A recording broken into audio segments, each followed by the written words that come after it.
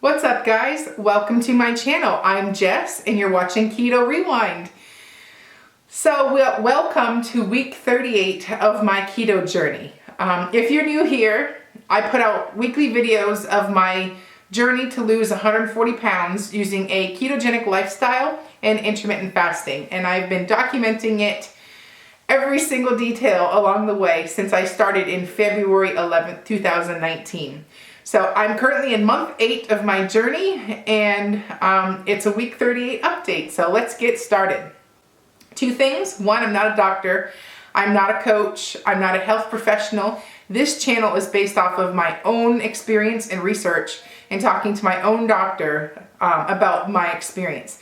And the second thing is hit that subscribe button, turn on those notifications, and watch me or cheer me on or do it with me until I get to the finish line. So if you've done the beef and butter fast, comment below. What were your results? Did you like it? Did it help you? And if you have any other tips or tricks or whatever, comment below. So week 38. Week 38 was a very powerful week in my journey. When my journey goes along, I've got great weeks, I have great months, I have, bad weeks, bad months, and overall, week 38 was one of those months where my focus is back. I feel like this week had to happen so that I continue on and see that finish line. Now, for instance, when I started this journey, I had this perfect vision in my mind of how it was going to go, and it has not gone any way like that in this journey.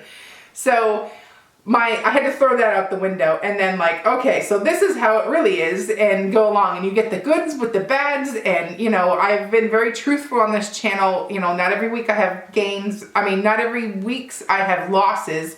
Some weeks I have gains, and I put it all out there. So week 38 included a whole range of emotions. So we'll start at the beginning of week 38.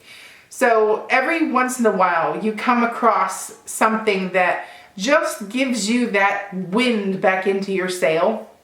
And that's what this week has been for me. And the reasons are, 1, Halloween was this week. So Thursday, I made up ahead of time. I planned ahead. I made sugar-free Reese's peanut butter cups, because in my old days, I loved myself some Reese's peanut butter cups. That was that one or Twix were my go-to. So I knew that if I had some on hand, I would not be tempted with my kids' bounty of Halloween candy. Halloween comes and goes. I have my keto version.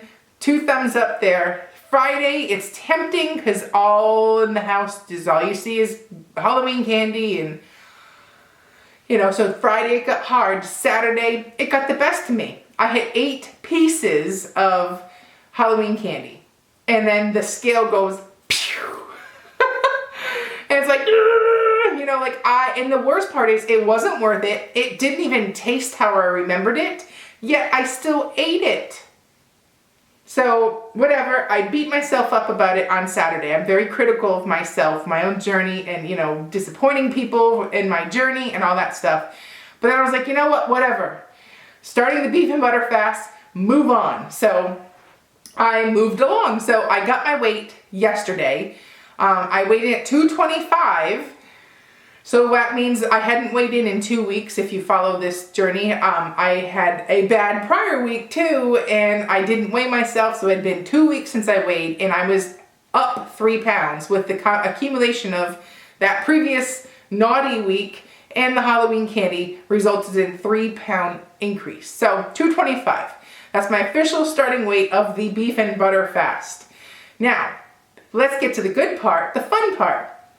So 8 months into the journey, and you realize you've been doing this for so long, you're not done yet, and all these thoughts come in your mind that, it's am I ever gonna finish, gosh, I'm only down a pound, I'm up a pound, and just that whole journey just gets to you, in a general. So this week was one of those weeks that this whole idea to do the beef and butter fast was the smartest thing for me to do, because it's essentially a tool for me to get my head back in the game. And you basically are going to reset hormones. You're going to basically cleanse your palate because you're not having sweeteners. And you're getting down to something so basic that pretty much anybody can do this and succeed and have great results. So for me, or I should say the average person is supposed to lose about 4 pounds on this. Results may vary, everybody's different, but the average person's gonna drop 4 pounds. And you're gonna use this to build and keep pushing forward to complete your journey. So for me, I had a shitty October. Let's just put it out there. I ended up losing 4 pounds in the month of October, which for me, my journey, I usually lose weight really quick, and it's been slowly slowing down. So 4 months was very disappointing. So like I got hung up on that whole thing, and you know, like if you've watched previous videos, you know what I'm talking about. And then I was like, oh, whatever. And hopped on this beef and butter fast. Wow, I feel great.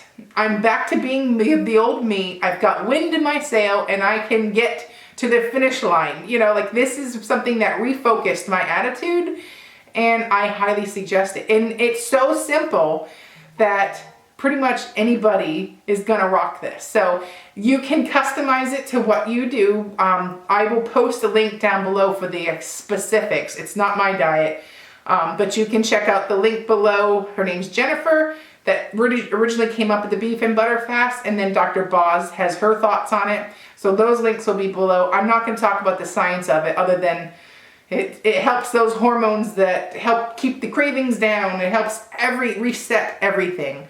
And it's a great tool for you to jumpstart, to focus, to, just use it as a tool to get going again.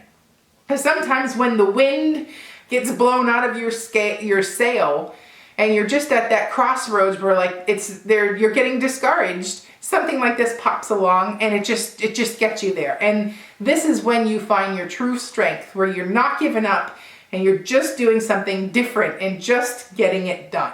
And this is temporary, but I'm gonna do it for 5 days. I may end up doing it longer. I don't know. Maybe I'm gonna do these once a month. I don't know. But I'm 8 months into my journey and I feel like I'm hanging out in the 220s and I want to be at least to the 209 so I can be in the 100-pound club. And it's like it's taking forever right now to get there. And it's like it's a combination of a million things, but it's that whole like I'm not there yet, and like that whole thing that tries to derail my progress, and I let it get to me a lot that last month. So this came around at a great time and my focus is back, and yeah, I'm gonna keto on. And then plus the end of the week, or end of the month is Thanksgiving. It's the day we eat the most out of the year. So why not play offense at the beginning of the month and get a beef and butter fast in, like just something to keep you going, or put the work in now so that you can have a little relief on Thanksgiving, like that kind of concept. So anyways, I feel great. I woke up with tons of energy.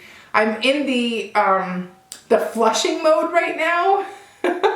So I'm getting rid of all that bloat that I've been carrying the past couple of weeks by eating too many sweets, even keto approved, too many sweets, too much dairy, and obviously the Halloween candy that was not keto, and the random other stuff that I had that was not keto that's been haunting me. So that's all flushing out right now, which gives me like my attitude's back to where it's usually, where I'm just happy again, like that. It just sets the tone for the day, So I'm using this basically as a tool to refocus and to get my groove back, because once I hit my first goal of losing 100 pounds, so I have, I'm 225, but I need to be 209 to hit that. So I'm so close to hitting that, and it's, and then that's like my first main victory. Second one will be once I'm in Wonderland,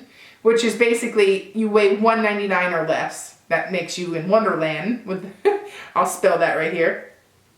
And then third goal is my goal weight. So those are my 3 hurdles that I set up when I originally decided to do this journey. So I'm approaching goal number 1 and I'm going to get it done. And I don't care if Thanksgiving is this month, if I've got 2 vacations planned this month, I'm getting it done. So this is part 2 of this video that really gives that journey in perspective, all the hard work that you put in the journey. Let me throw on this shirt.